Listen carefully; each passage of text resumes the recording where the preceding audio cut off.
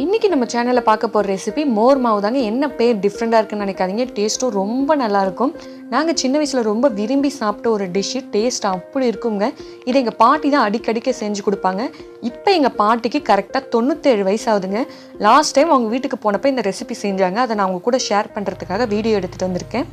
அந்த recipe video தான் இன்றைக்கி நம்ம பார்க்க போகிறோம். Welcome to love recipes Tamil channel. எப்பயும் சொல்கிற மாதிரி நம்ம சேனல் இன்னும் நீங்கள் சப்ஸ்கிரைப் பண்ணலாம், மறக்காமல் பண்ணிவிடுங்க. பக்கத்தில் இருக்க பெல் ஐக்கானே மறந்துடாமல் ப்ரெஸ் பண்ணிவிடுங்க. இப்போ தான் நம்ம சேனலை நீங்கள் ஃபஸ்ட் டைம் பார்க்குறீங்கனாலும் மறக்காமல் சப்ஸ்கிரைப் பண்ணிடுங்க. வாங்க வீடியோக்குள்ளே போயிடலாம். இந்த ரெசிபி பண்ணுறதுக்கு மெயின் ஹீரோவே தயிர் தாங்க. அது 2 நாளைக்கு நல்லா புளிச்சிருக்கணும், அப்போ தான் டேஸ்ட்டு ரொம்ப நல்லாயிருக்கும். அடுத்து 2 கப் அளவுக்கு பச்சரிசி எடுத்துக்கோங்க. அதை நல்லா வாஷ் பண்ணிவிட்டு ஒரு 2 மணி நேரம் ஊற போட்டுருங்க. 2 மணி நேரம் நல்லா ஊறினதுக்கப்புறம் அதை மிக்சியில் ஒரு தோசை மாவு பக்குவத்துக்கு அரைச்சி எடுத்துக்கோங்க. பாருங்கள், இந்த மாதிரி அரைச்சி எடுத்துக்கோங்க. அடுத்து ஒரு வானலில் 1.5 குழிக்கரண்டி அளவுக்கு எண்ணெய் சேர்த்துக்கோங்க. எண்ணெய் சூடானதும் கடுகு சேர்த்து, கடுகு பொரிஞ்சதும் அது கூட 1/2 கப் அளவுக்கு கடலப்பருப்பு உளுத்தம்பருப்பு சேர்த்துக்கோங்க. இந்த ரெசிபிக்கு எண்ணெயும் கடலப்பருப்பு உளுத்தம்பருப்பும் அதிகமாக சேர்த்துக்கோங்க, அப்போ தான் டேஸ்ட்டு நல்லாயிருக்கும். பருப்பு நல்லா செவக்க வறுபடணும்.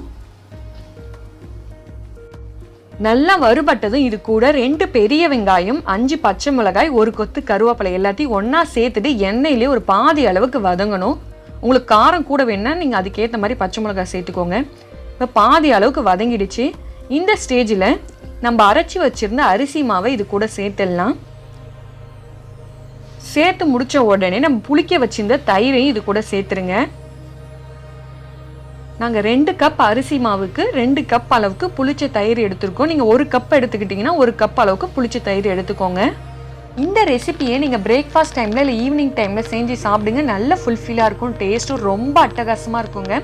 இப்போ எல்லாத்தையும் சேர்த்து முடித்த உடனே ஒரு கரண்டியை வச்சு நல்லா கலந்து விட்டுக்கோங்க. நம்ம சேர்த்துருக்க அரிசி மாவு கட்டிக்கும், அதுக்காண்டி நல்லா கலந்து விட்டுருங்க.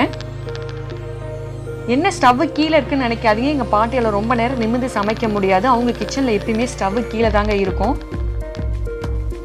இப்போ நல்லா கலந்து விட்டதுக்கப்புறம் இந்த ரெசிபிக்கு தேவையான அளவுக்கு உப்பு சேர்த்துடலாம்.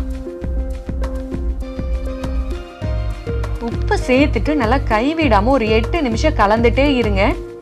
நம்ம சேர்த்துருக்க அரிசி மாவு மோர்லேயே நல்லா வேகணுங்க. இப்போ தண்ணியாக இருக்குது, தண்ணி வற்றி நல்லா கட்டியாக வர்ற அளவுக்கு நம்ம கிளறிட்டே இருக்கணும். இப்போ 8 நிமிஷத்துக்கு அப்புறம் பார்த்தீங்கன்னா இந்த ஸ்டேஜில் தாங்க இருக்கும். பாருங்கள், கட்டியாக இருக்குது, பார்க்கவும் எவ்வளோ ஷைனிங்காக இருக்குது பாருங்கள். இதை இன்னும் 5 நிமிஷம் போல் நல்லா கட்டியாகிற அளவுக்கு நம்ம கிளறிட்டே இருக்கணுங்க. மீடியம் ஃப்ளேமில் வச்சு நல்லா கிளறுங்க. இந்த அரிசி மாவு வேக வேக சுற்றி எண்ணெய் எந்த அளவுக்கு திரிஞ்சு வருதுன்னு பாருங்கள். 5 நிமிஷத்துக்கு அப்புறம் பார்த்தீங்கன்னா நம்ம சேர்த்துருக்க மாவு நல்லா வெந்து கடாயில் கொஞ்சம் கூட ஒட்டாமல் திரண்டு வருங்க. பார்த்தீங்கனாலே தெரியுது, கிளற எப்படி வருதுன்னு பாருங்க. பாருங்க, கொஞ்சம் கூட கடாயில் ஒட்டவே இல்லை.